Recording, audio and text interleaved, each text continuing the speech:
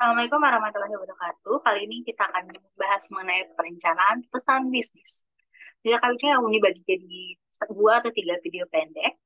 Yang pertama kita akan membahas mengenai perencanaan pesan secara general, kemudian penyusunan pesan, dan terakhir adalah revisi pesan.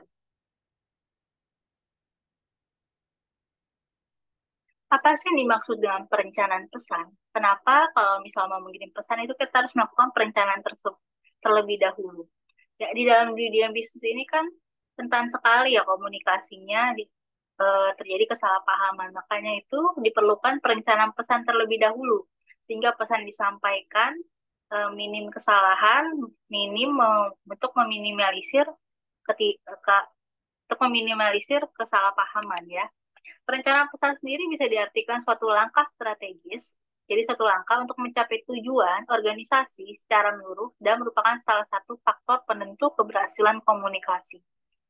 Pesan-pesan bisnis yang baik itu harus direncanakan terlebih dahulu ya, untuk mempermudah pencapaian tujuan komunikasi. Jadi sebelum mengirim pesan bisnis, harus ada perencanaan ya, yang dianggap sebagai langkah strategis untuk mencapai tujuan bisnis yang di organisasi inginkan. Perencanaan pesan sendiri itu ada beberapa hal yang perlu diperhatikan. Pertama, menentukan tujuan, ya. Menentukan tujuan, analisis audiens, penentuan inti pokok, dan pemilihan saluran dan media. Penentuan tujuan bisnis ya, tujuan bisnis itu umumnya ada tiga, untuk kerjasama, negosiasi, dan memberikan informasi ya. Kerjasama berarti antara dua pihak bekerja sama, negosiasi tawar-menawar, tapi lebih deep lagi ya di situ tapi dalam negosiasi ada proses tawar menawar, kemudian bisa juga memberikan informasi, bertukar pesan. Oke, tujuan komunikasi bisnis ya tadi ya, untuk ada tiga, tapi secara dibagi lagi secara lebih detail, yaitu memberikan informasi, memberikan persuasi, melakukan kolaborasi, kemudian tadi juga untuk negosiasi, dan kemudian lagi untuk tawar menawar dan memberikan informasi ya. Cara menguji tujuan. Jadi di sini sebelum mengirimkan pesan, kita menentukan tujuan komunikasi bisnis. Nah, tujuannya itu jangan sampai salah penentuan tujuan. Nah, untuk menentukan tujuannya sudah benar atau tidak, perlu diperhatikan beberapa poin ini. Pertama, apakah tujuan yang dicapai itu realistis? Kemudian, apakah waktunya untuk mengirimkan pesan tersebut tepat?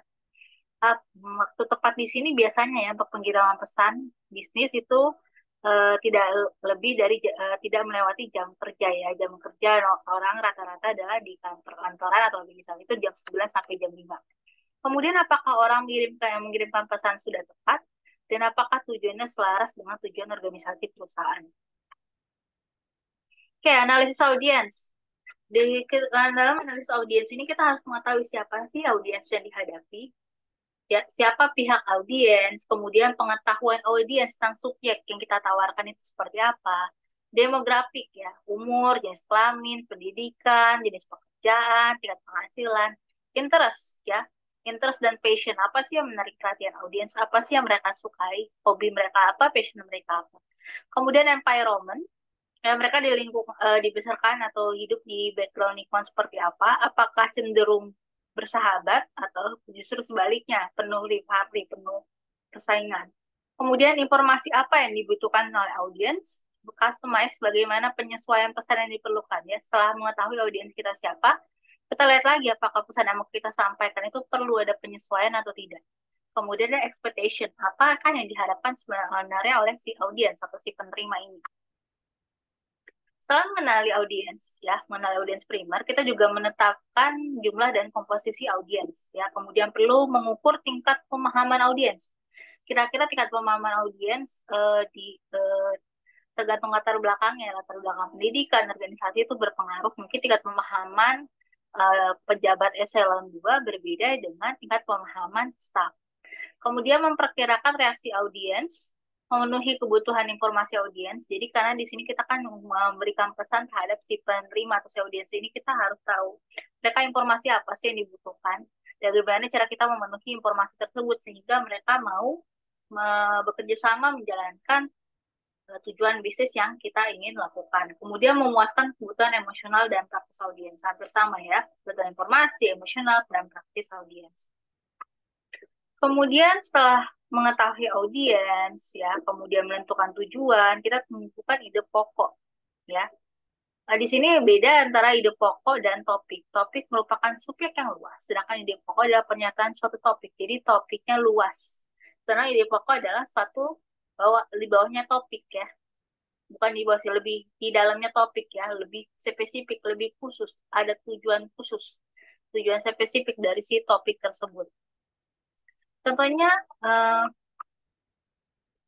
contohnya bedanya topik dan ide. Misalnya topiknya mengenai pertukaran pelajar atau pengiriman mahasiswa untuk sekolah, untuk berkuliah beberapa semester di luar negeri, itu topiknya. Idenya yaitu bagaimana caranya, misalnya idenya bagaimana caranya mengembangkan atau menumbuhkan minat mahasiswa FEUNJ supaya mau mengambil program pertukaran pelajar ke luar negeri, supaya misalnya mereka lebih tertarik untuk mengikuti seleksi ISMA sehingga bisa merasakan kuliah di luar negeri meskipun hanya 1 atau 2 semester. Itu perbedaan topik dan ide ya. Misalnya lagi contohnya topiknya mengenai krisis ekonomi.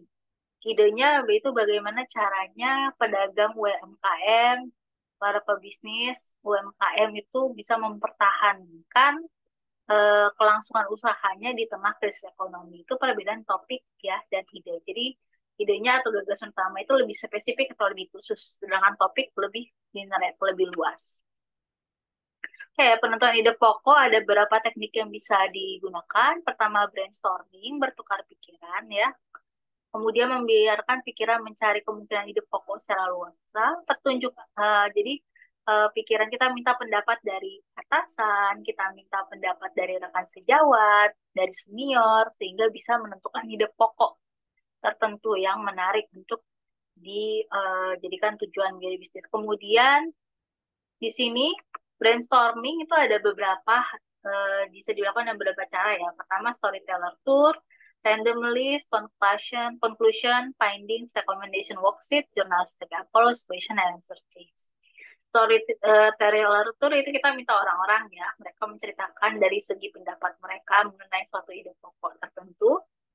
Random list kita bisa misalnya menemukan ide usaha dari internet. Setelah mencari-cari dari internet, kita list, kita bisa dari situ secara random kita ambil yang menurut kita paling applicable dilaksanakan. Kemudian conclusion findings ini bisa menemukan cara dengan cara mengumpulkan ya informasi-informasi dari berbagai kerja baik senior maupun junior, baru kita bisa tarik kesimpulan. Kemudian menggunakan recommendation worksheet ini hampir sama dengan random list, cuman ini semua ide-ide itu ditampung di worksheet dulu, di spreadsheet dulu, baru kemudian dari situ kita bisa baca dan menentukan ide mana yang harus diambil. Journalistic approach ini melakukan Q&A ya, question and answer, melakukan wawancara, melakukan riset terlebih dahulu dengan cara mewawancarai beberapa pihak yang dianggap bisa membantu menemukan ide pokok dari bisnis yang ingin dijalankan atau dari pengembangan bisnis yang ingin dilakukan. Kemudian bisa dilakukan dengan question and answer chain. Ini hampir mirip dengan journalistic approach ya. Ya, jadi bertanya dan jawab dulu terlebih dahulu sebelum menentukan ide pokok yang ingin dijalankan. Kemudian ya, perencanaan pesan selanjutnya yang perlu diperhatikan, yang paling terakhir harus diperhatikan adalah pemilihan saluran dan media. Saluran dibagi dua ya, saluran komunikasi lisan dan saluran komunikasi tertulis. Saluran komunikasi lisan ini bisa digunakan misalnya ya melakukan secara lisan, berbicara secara langsung. Itu misalnya butuh umpan balik langsung pada saat itu juga dari si penerima atau dari audiens. Kemudian dilakukan kalau misal pesan yang disampaikan terbilang sederhana dan mudah dimengerti. Tidak memerlukan catatan permanen. Penerima dapat dikumpulkan dengan mudah dan ekonomis dan ingin mendorong interaksi pemecahan masalah pengambilan keputusan ya.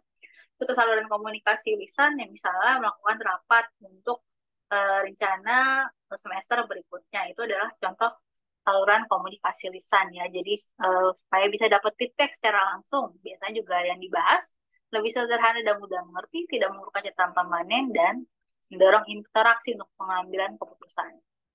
Kemudian saluran komunikasi tertulis ya di sini bisa digunakan kebalikannya ya, tidak pada saat tidak memerlukan umpan balik, pesannya lebih rinci dan kompleks, memerlukan perencanaan seksama, memerlukan catatan permanen, menerima dalam jumlah banyak, penerima atau audiensnya itu sulit dijangkau secara geografis, misalnya rapat antara agen di Bandung dengan eh, bagian pusatnya di Jakarta. Nah, kalau ada agennya ada di Bandung, di Sumatera, dan sebagainya ya. Itu bisa dilakukan dengan saling komunikasi tertulis dan ingin meminimalkan peluang distorsi.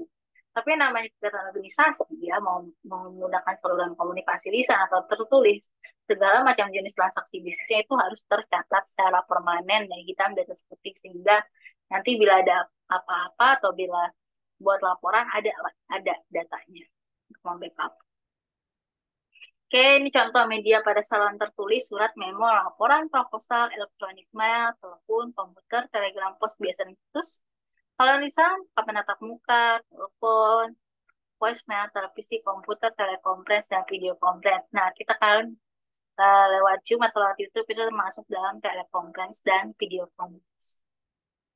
Baik, sampai di sini terlebih dahulu untuk subbab pertama. Nanti kita lanjut di video berikutnya.